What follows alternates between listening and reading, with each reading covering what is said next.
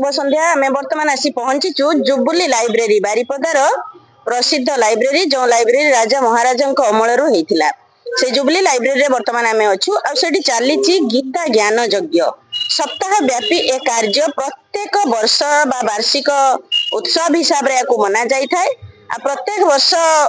माने ए गीता ज्ञान यज्ञ होता है गोटे आध्यात्मिक वातावरण सृष्टि हुए समग्र सहर में ए वर्ष मध्य आज गीता ज्ञान यज्ञ जो शुभारंभ होती शुभ उद्घाटन दिवस आज रही आज पाखर दीर्घ सप्ताह व्यापी एभली माहौल रहिबो सहर रे तो आपण माने मध्य ये आध्यात्मिक अमृत रस पान करिवार सुजोग पाइबे। निश्चित भाव में प्रत्येक दिन संध्या 6:30 आसिकी जुबली लाइब्रेरी रे पहुंचंतु एवं स्वामी सदानंद सरस्वती जी जी आमर ओडिशार मुख्य अछंती चिन्मय मिशन पक्षरु तांकर जो सुंदर गीता ज्ञान यज्ञ आध्यात्मिक दिग्दर्शन रही आपण माने भक्ति रस पान करंतु एवं निजर जीवन को किमिति आध्यात्मिक मार्ग रे परिचालित करिवे। संसार गोटे रास्ता होची आध्यात्मिकता जी कि आपण को और नहीं चंद्रबिंदु पर्यंत पहुंचाई थाए जीवन मोक्ष प्राप्ति रे आपण को सहायक होता है। गोटे मनीष को सत पथ देखाए ये आध्यात्मिकता मनीष जदि दुनिया को देखा चाहूँगी ताहले से निश्चित भाव में आध्यात्मिकतार आईना रे ए संसार को देखा उचित आ से सुजोग सृष्टि करिसेंती बारिपदा चिन्मय मिशन तेणु ए सुजोग को जमारू हाथ छड़ा न करी आपण माने निश्चित आसंतु दीर्घ 7 दिन जो सप्ताह व्यापी आज ठारू रही चिन्मय मिशन पक्षर गीता ज्ञान यज्ञ उत्सव रही से सामिल हुंतु एवं ये आध्यात्मिकतार सहित निजको गढ़ी तोड़ार जो सौभाग्य मिली आदौ हरातु ना तो से चिन्मय मिशन जो कुना भाई अजित बेहेरा भाई समस्ते कुना भाई कहले चिन्हती आम सहित कुना भाई अच्छा कौन रही कार्यक्रम से बाबद अवगत है। हरिओम मु अजित बेहेरा बारिपदा चिन्मय मिशन सेक्रेटरी प्रत्येक वर्ष भाया ए वर्ष आमर चिन्मय मिशन बारिपदार आनुकूल्य स्थानीय जुबली लाइब्रेरी आमर 7 दिन धरिकी गीता ज्ञान यज्ञ प्रवचन हम आमर ओडिशार चिन्मय मिशन मुख्य स्वामी सदानंद सरस्वती सकाळे कठ उपनिषद विषय एवं संध्या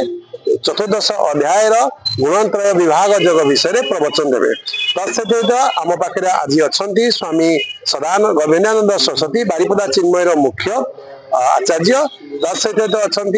केउझर अनिकेत ब्रह्मचारी अनिकेत चौधरी से अच्छा आज मुख्य अतिथि अच्छा पाखे अच्छा भागवत पंडा सार जगन्नाथ